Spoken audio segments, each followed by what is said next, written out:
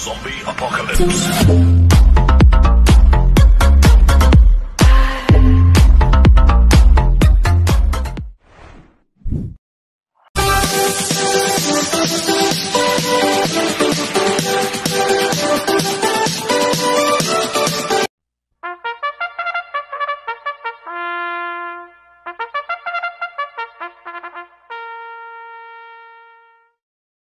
Magandang araw po mga bayang karerista.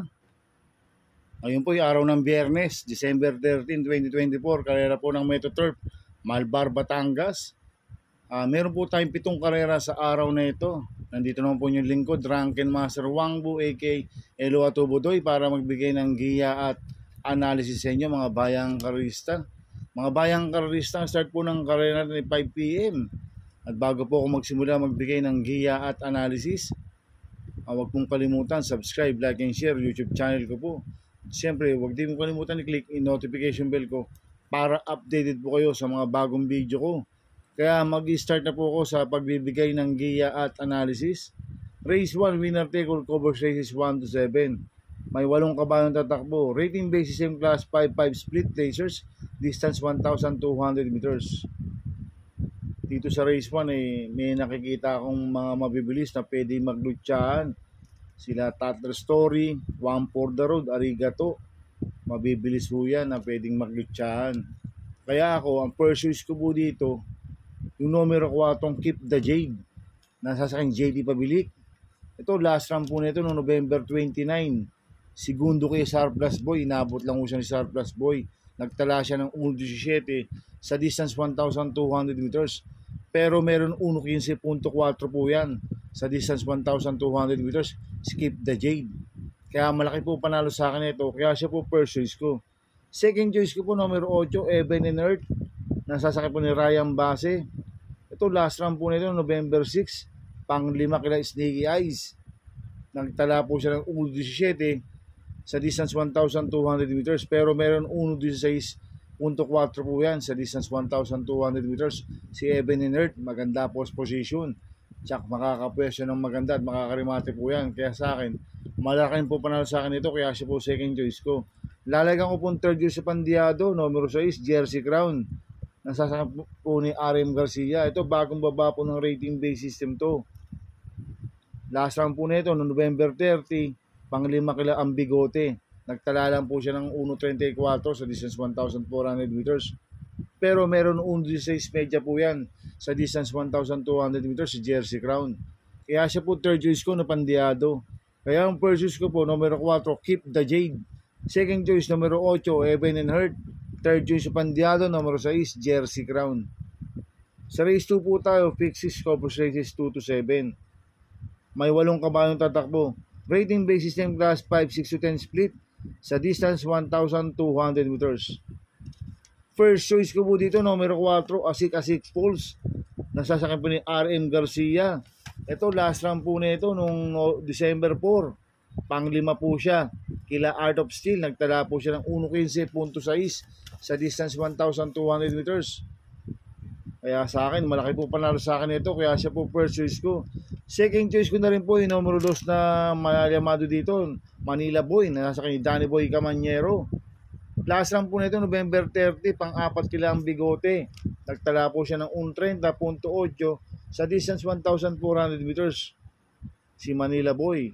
Kaya sa akin, may panalo rin sa akin yan. Kaya siya po second choice ko. Kaya ang first choice ko po, numero 4, Asik Pulse. Second choice, numero 2, Manila Boy. Sa race 3 po tayo, pick 5, covers races 3 to 7. May 5 kabayong tatakbo. Rating base system class 5 non-placers sa distance 1,200 meters. Itong race 3 na to, anybody's race po to mga bayang karerista. Dahil ito po yung pinakababang rating base system. Kaya tingin ko lahat po to may panalo. Kaya ang first choice ko po dito, numero 2, Ariana. Nasasakyan po ni YL Bautista. Itong si Ariana, siya po yung mayroong beseng dito na 1.16.4 sa distance 1,200 meters. Last run po ni Ariana noong November 23. Pang 5 kila Mount Ragang, nagtala po siya ng 1.32 media sa distance 1,400 meters. Kaya malaki po panalo sa akin ito. Kaya siya po first choice ko. Second choice ko po, numero 1, Sky Magic. Na sasakyan po ni Pabs Gabaleo. Last run po nito, November 29, pang-anim kila Lady of Peace. Nagtala po siya ng 1.19.2 sa distance 1,200 meters. Pero meron 1.17 media po yan sa 1,200 meters, Sky Magic. Maganda post position, nasa balya. Pwedeng siya po yung magdala ng unahan dito. Pag nakaalago, pwedeng makatapos ng karera. Kaya malaki rin po panalo sa akin ito. Kaya siya po second choice ko. Kaya ang first choice ko po, numero 2, Ariana. Second choice, numero 1, Sky Magic. Sa race 4 tayo. Sa race 4 po tayo, pick 4 ko po sa 4 to 7. May 8 kabayong tatakbo. Rating base system class 428 to 33, distance 1,200 meters. First choice ko po dito yung galing sa panalo numero 5, Save My Savings. Nasasakyan po ni John Alvin Guse. Nanalo po noong November 3 yan. Nagtala po siya ng 1.28 sa distance 1,400 meters. At meron 1.13 media po yan sa distance 1,200 meters. Si Save My Savings. Kaya malaki po panalo sa akin ito. Kaya siya po first choice ko. Second choice ko po, numero 1, Moon River. Nasasakyan po ni Iya Brea. Last run po na ito, November 23. Pang-8 ko na siya ngay Silk. Nagtala po siya ng 1.27.8 sa distance 1,400 meters. Pero meron 1.13.2 po yan sa distance 1,200 meters. Si Moon River. Kaya malaki rin po panalo sa akin ito. Kaya siya po second choice ko. Lalagyan ko pong third choice sa pandiado, numero 7, Tapsar. Nasasakyan po si Penson. Ito, bagong baba po ng rating base system. Last run po nito, November 9. Pampito ko la Bill Jordan. Nagtala lang po siya ng 1.29 media sa distance 1,400 meters. Pero meron 1.15 po yan sa 1,200 meters, si Tapsar. Kaya siya po third choice ko na pandiado. Kaya ang first choice ko po, numero 5, Save My Savings. Second choice, numero 1, Moon River. Third choice sa pandiado, numero 7, Tapsar. Sa race 5 po tayo. May 8 kabayong tatakbo. Rating base system class 5, 6 to 10 split. Distance 1,200 meters. First choice ko po dito, numero 8, Rainy Days. Nasasakyan po Lester De Jesus. Last run po nito, November 29. Segundo po siya kay La Republica. Nagtala po siya ng 1.15 sa distance 1,200 meters. Maganda post position ngayon ni Rainy Days. Kaya malaki po panalo sa akin ito. Kaya siya po first choice ko. Second choice ko po, numero 2, Swakto Power Duo. Nasasakyan po si Spare Jr. Ito, tumakbo po last run to si Swak. Kila Sampaloc Pride. Nagtala lang po siya ng 1.33 sa distance 1,400 meters. Kaya sa akin, may panalo rin sa akin to. Kaya siya po second choice ko. Lalagyan ko pong third choice sa pandiado, numero 5, Mucho Caliente. Nasasakyan po GL Shego Jr. Last run po nito, November 2. Pang-apat kila My Boy Lollipop. Nagtala po siya ng 1.33 media sa distance 1,400 meters. Pero meron 1.15 po yan sa 1,200 meters. Si Mucho Caliente. Kaya sa akin, magandang diado sa akin to. Kaya siya po third choice ko. Kaya ang first choice ko po, numero 8, Rainy Days. Second choice, numero 2, Swakto Power Duo. Third choice sa pandiado, numero 5, Mucho Caliente. Sa race 6 po tayo sa penultimate race. May 8 kabayong tatakbo. Rating base system class 5, 11 to 15 split. Distance 1,200 meters. First choice ko po dito, numero 8, Work From Home. Nasasakyan po ni John Paul Guse. Siya po yung merong BSM dito na 1.14 sa distance 1,200 meters. Last run po nito, November 23.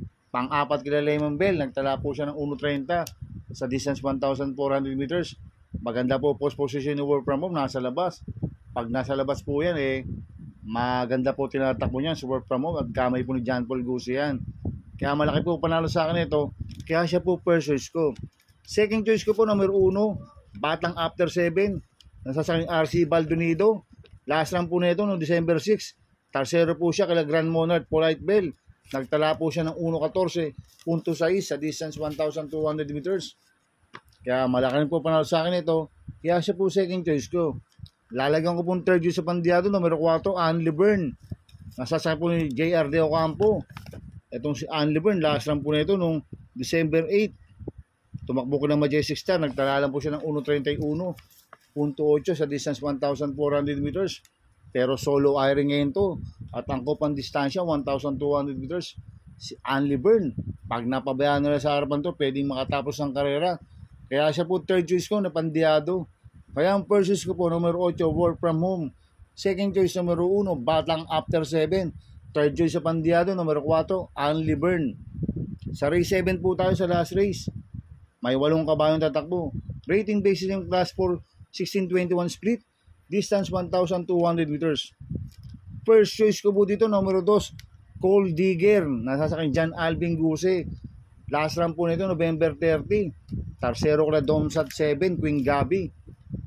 Nagtala po siya ng 1.29.4 sa distance 1,400 meters.